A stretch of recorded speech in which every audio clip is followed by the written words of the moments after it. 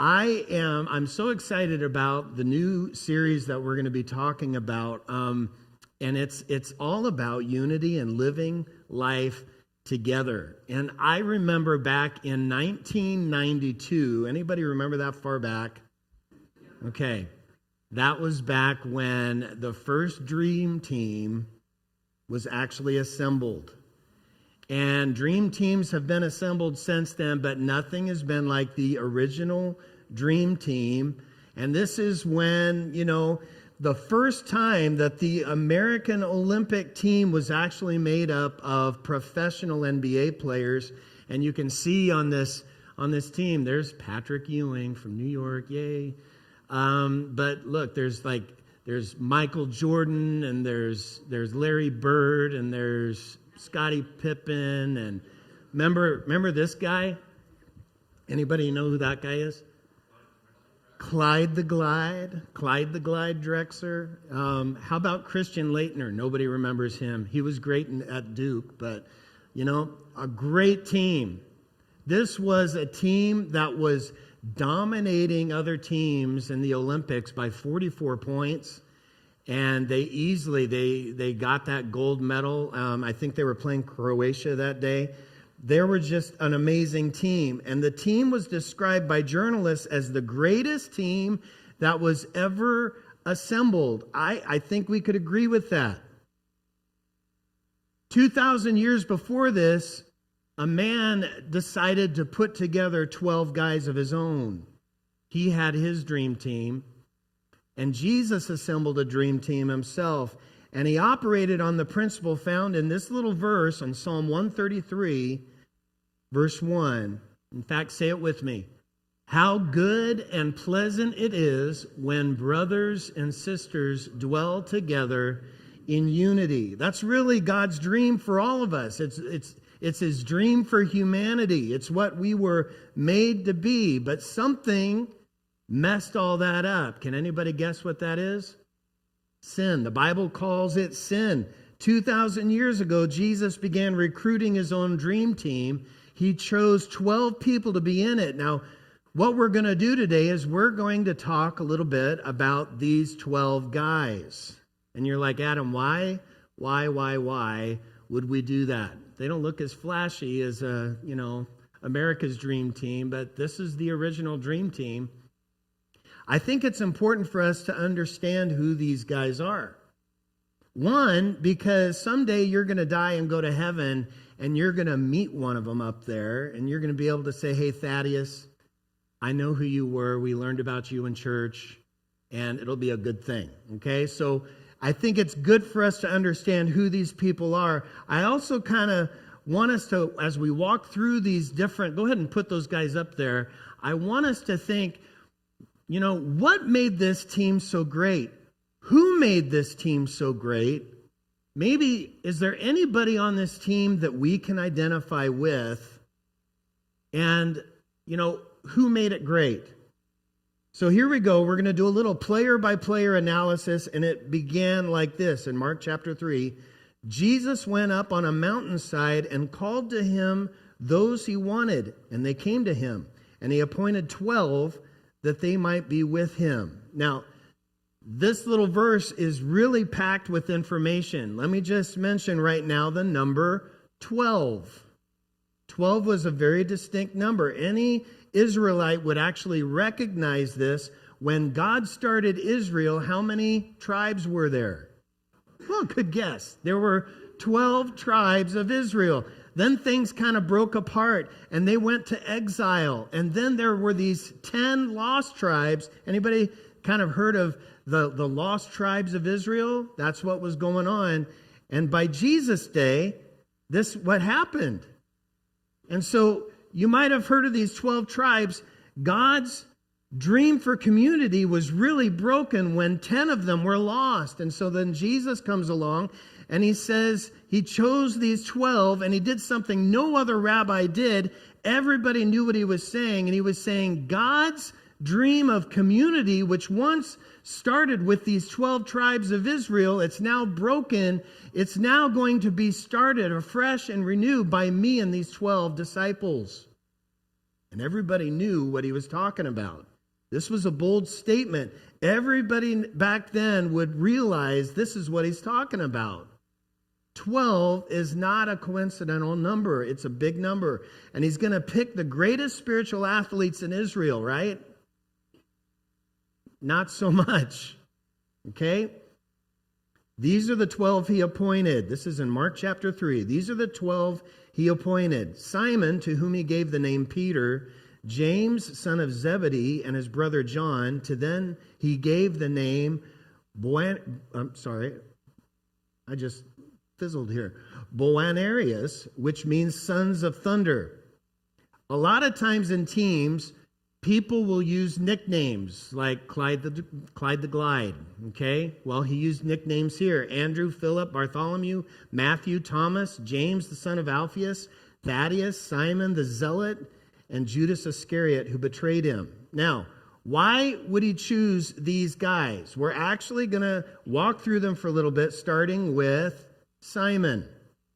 Jesus gave him the name Peter, which means the rock. And he's kind of buff there, isn't he? He would be. Okay? Whenever we see the list of disciples' names, this is the guy who's in the front of the list. It's always Peter. Peter is always first. One writer said he was the first in faith. He's also the first in failure. Peter's the one who gets out of the boat and he steps out on the water in faith. Peter is the one who kind of takes his eyes off Jesus and starts to sink. This is Peter. Jesus has something to say to Peter this other time where Jesus was going to have to suffer and he was going to have to go to the cross. And Peter said, no, we will not stand for this. We will not let this happen. And what does Jesus say to Peter? Get behind me, Satan. Jesus is being taken away by soldiers in the garden. He wants his disciples to respond in a peaceful and faithful way. What does Peter do? He grabs his sword and he cuts off a guy's ear. This is Peter. Kind of impulsive, kind of speaks before he thinks. Jesus tells his disciples they're all going to desert him when he's crucified. Peter kind of brags a little bit and says, well, everybody else might, but not me, Lord. I'm here right with you. And Peter ends up denying Christ not once, but 3 times. In fact, Peter was known as the guy who just messed up all the time. Anybody here ever mess up? Yeah, me too. Anybody here ever put your foot in your mouth? Yep, me too. Jen's like, yes, raise your hands. Anybody here just say something and you just wish you could just take it back? Like, did I just say that out loud? Okay? That's Peter. Peter is not the one who made the team great. Peter was the first in failure. You ever feel like you're always messing up? And when you can identify with messing up, you can identify with this guy, Peter. There's a place on the team for you if you identify with Peter.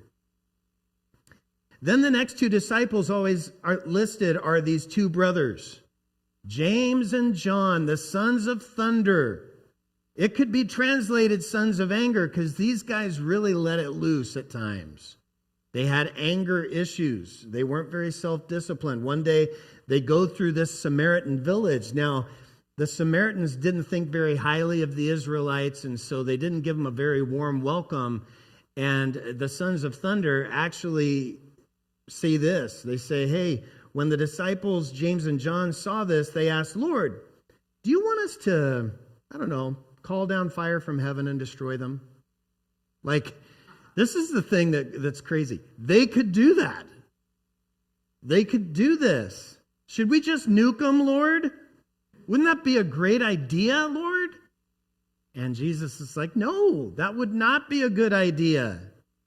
One time they have another idea. They think, we want to be the greatest of all the disciples, and so we want to be on the left and the right and the left of Jesus, which is kind of the highest level that you could be in some kind of seating of honor. And so what do? They get their mom to go ask Jesus about this. The mom says, when you come into glory, can my son sit on your right and left? And Jesus says to James and John, sorry to disappoint your mama.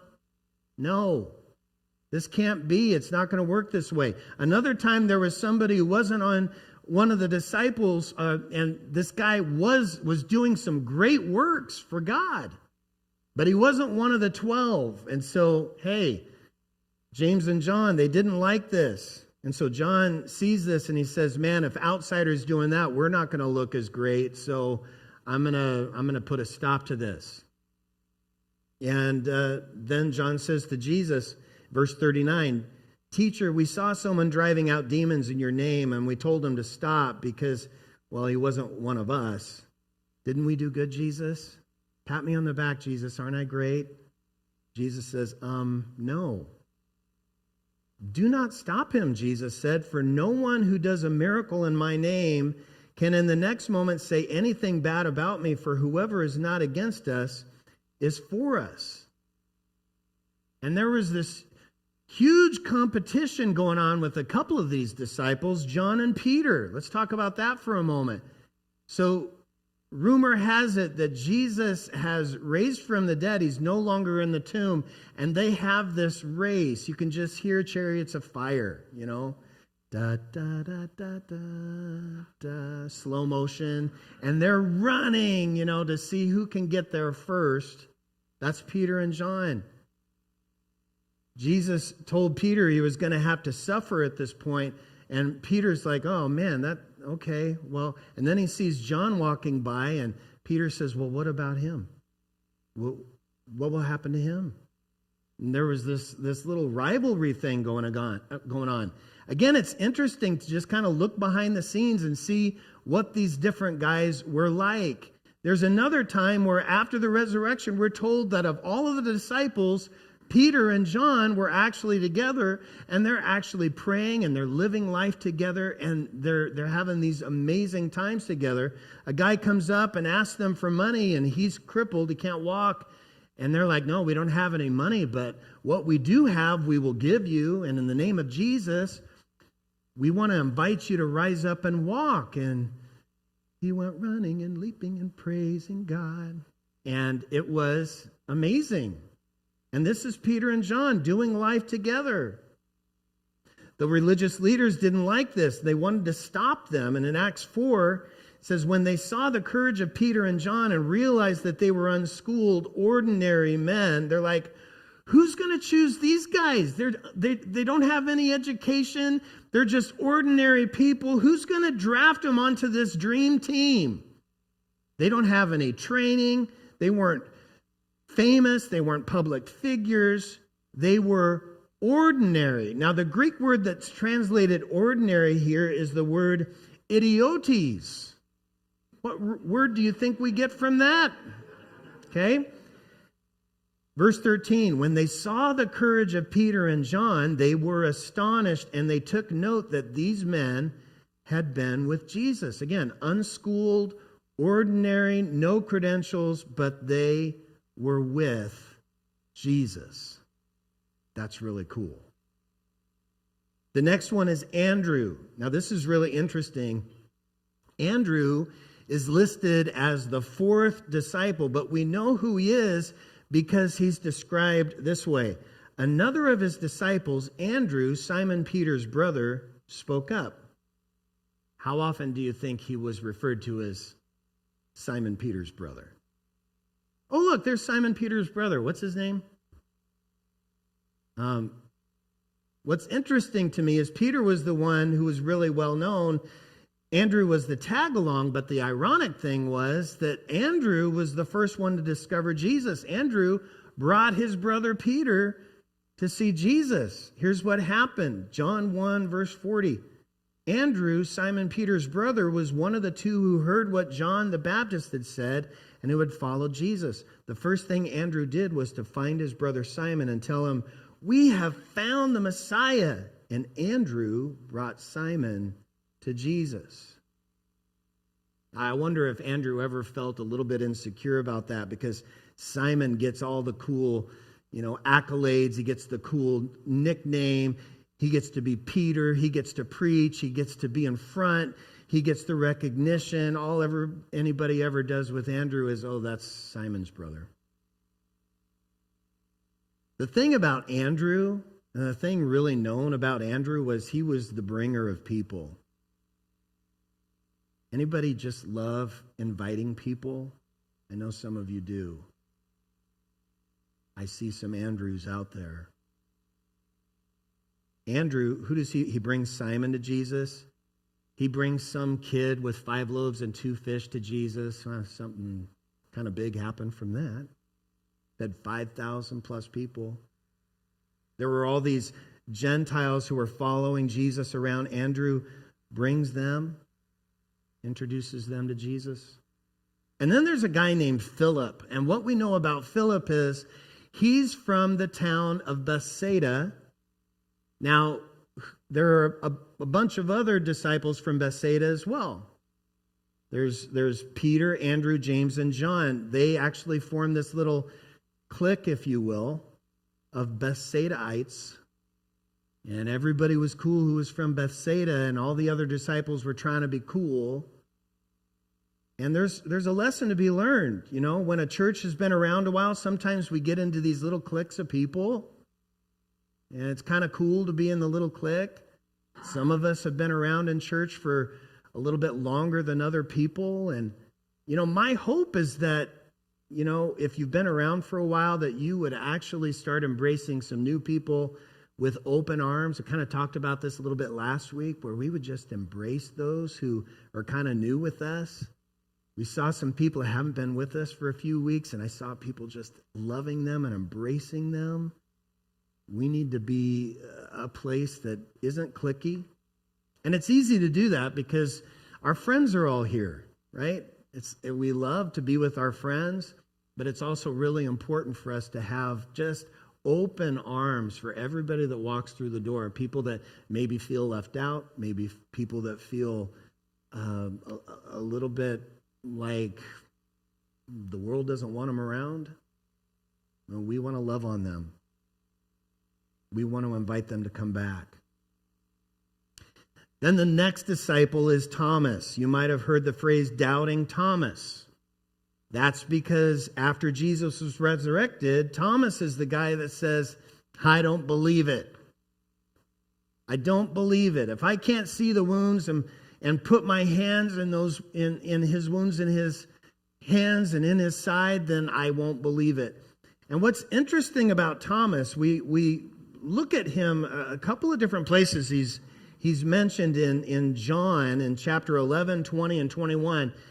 It says, then Thomas, also known as Didymus, another chapter. Now Thomas, also known as Didymus, another reference in 21. Thomas, also known as Didymus. Hey, did you guys know that Thomas was also known as? It's true.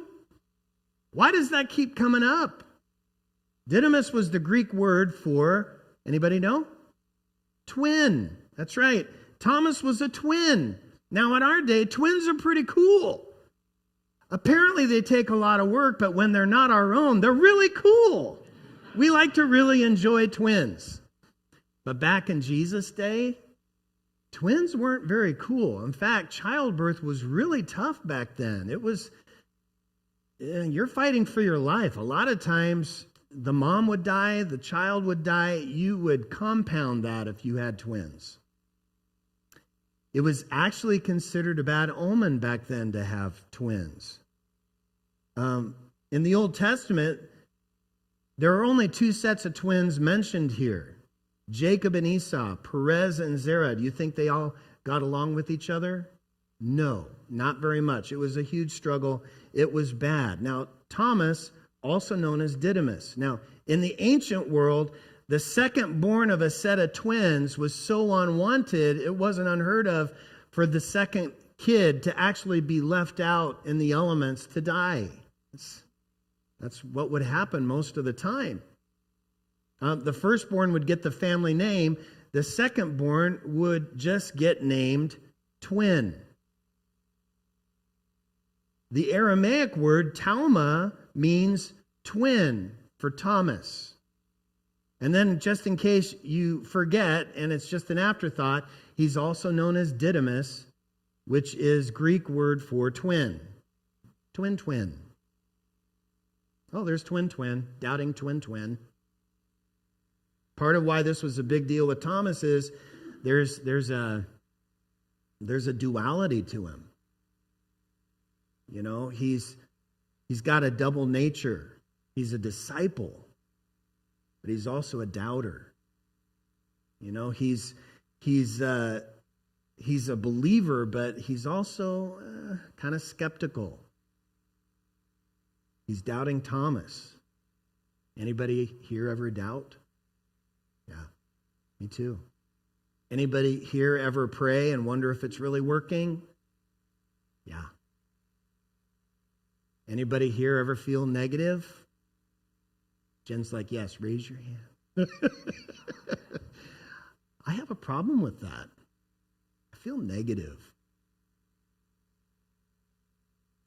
You know, doubting Thomas isn't the one that made the team great, but there's room for Thomas on the team. Praise God. God has this dream for true community. He really does.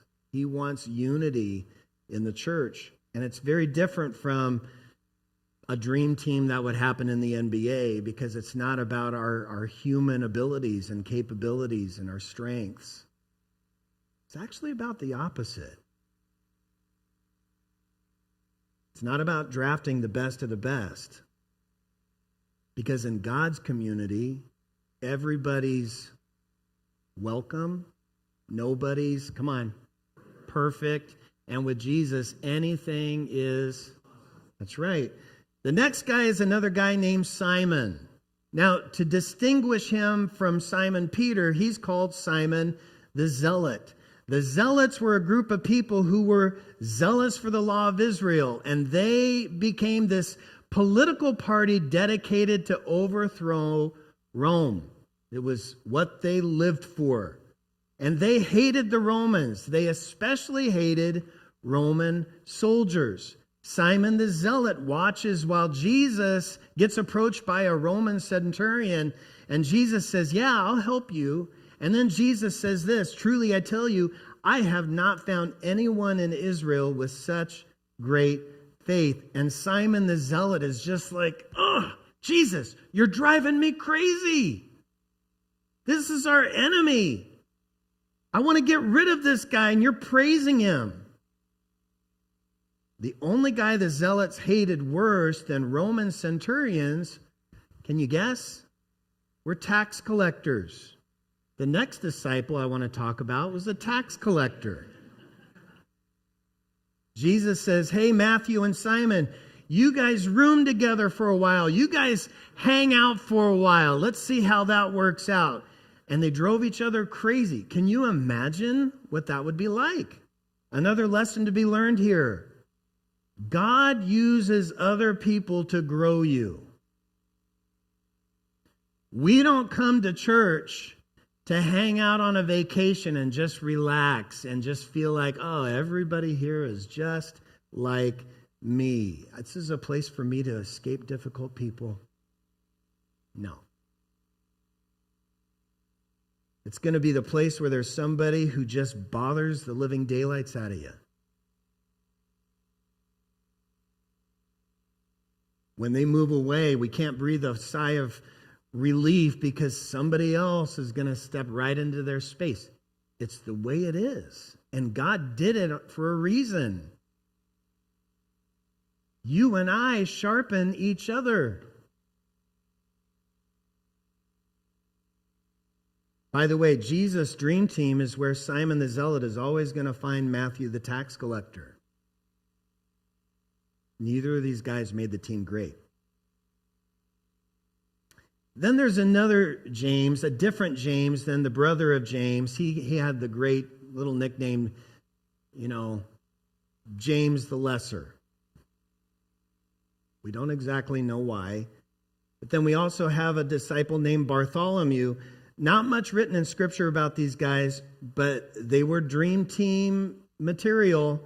Neither of them made the team great. Then there's Thaddeus, otherwise known as Judas, but not Judas Iscariot. By the way, how would you like to be that Judas?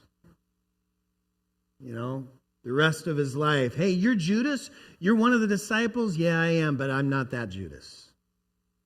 I am Judas, not Judas Iscariot. But all we know about him is one time he asked a question of Jesus. The disciples were always asking Jesus questions. Jesus, when are you going to start revealing to Israel that you're the Messiah? Because they wanted for the Messiah to take charge. Why? So that they could, when Jesus gains his power, they can gain their power. You know, when he gets their throne, they can gain their throne. What Jesus has to say over and over to these guys is, hey, I'm not headed to a crown, I'm headed to a cross. And then it says in John 14:22, then Judas, not Judas Iscariot, said, but Lord, why do you intend to show yourself to us and not to the world? Now, you know that old saying, there's no such thing as a stupid question? Jesus was very patient in the way he answered this wonderful young guy. In the next couple of chapters in the book of John, Jesus' response is this amazing teaching to this guy who doesn't get it. In every group, there's a guy who doesn't get it. You ever feel like you're the one who doesn't get it? Yes, I do too. You ever feel a little slow? Yeah. There's room on the team for you. But Thaddeus doesn't make the team great. He's not the guy. Finally, there's Judas Iscariot. Thief, liar, betrayer. His name goes down in infamy. There's room on the team for this guy? Really? Even when he betrayed Jesus, Jesus called him friend. Judas didn't make the team great. And you just go through the list, you think, what a weird selection of players to be on this team. Now, who made the team great? Thank you. I was going to say, yeah, you're in church. This is a no-brainer. You can just yell it out, right? It's Jesus. Jesus made the team great. There's actually a really profound point to make here. What makes Christian community Christian isn't a bunch of Christians. It's Jesus Christ. The presence of Jesus. In Christian community, it's never, what am I going to do with you or what am I going to do to you? It's with Jesus and myself, what are we going to do for you? It's never, what are you going to do with me or to me? It's always, what are you and Jesus going to do? I'm a better man because Jesus is here. Before he returns to his Father, Jesus gathers his dream team together one more time. Now, there's only 11 of them now. Judas has checked out. And Jesus gives them the charge. Matthew 28. Then the 11 disciples went to Galilee, to the mountain where Jesus had told them to go. And when they saw him, they worshiped him. And then it says, but some doubted. I love this. I mean, even after the resurrection, some of them doubted. Can you guess who might have doubted? Twin? Doubting twin? But he's still a part of the group. Jesus said, all right, team, here's your goal. Verse 18, all authority in heaven and on earth has been given to me. Therefore, go and make disciples of all nations, baptizing them in the name of the Father and the Son and the Holy Spirit, and teaching them to obey everything I have commanded you. And surely I am with you always to the very end of the age. And Jesus says, it's you and me and them. It's you and me and them. And guys, that's what we're a part of.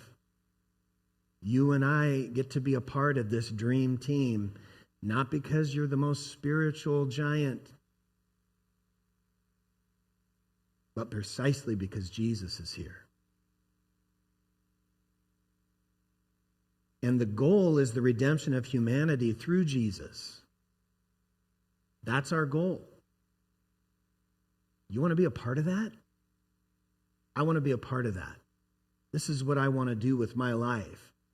You know, the world is dying for that. You look at the world, I mean, we need this in Liverpool. We need the redemption of Jesus all around our little community here. God has this dream. How good and pleasant it is when God's people live together in unity. And we can't do that. We can't do that. You look at our world, you look at the racial violence, you look at the religious violence, you look at the violent domestic violence. It starts with this little team. And there's a reason why it starts with these really ordinary people, because you and I are ordinary and we get to be on that team. And it won't be easy. It's going to be hard. It's going to be really difficult. It's okay. It's not about being easy. We're all about hard work. It's how God molds and shapes you. It's how God molds and shapes you. It's about you and Jesus and loving real people. Now, I'm really excited about next week's message. We're going to be looking at that thing that can really blow this whole idea of unity up. You're not going to want to miss it. You're going to want to come back for that. But I want everybody, if you would, to just bow your heads and let's just pray right now.